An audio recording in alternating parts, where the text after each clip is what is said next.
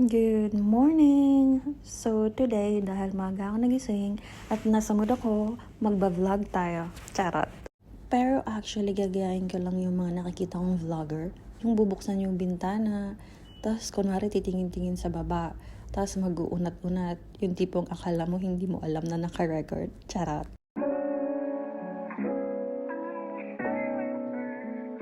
Tara, timpla na tayo ng kape. So ako, pag nagtitimpla ako, gusto ko dalawa. At gusto ko yung matapang, yung kaya kong ipaglaban. Charot!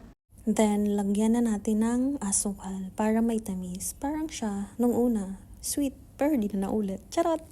Then, lagyan mo na ng mainit na tubig. Tapos, halu-haluin, paikot-ikutin. Parang siya nung pinaikot ka. Charot! Tapos, balik na tayo sa bintana. Dito ko, iinumin yung kape at dito ko iisipin ang dahilan kung bakit niya ako iniwan. Charot!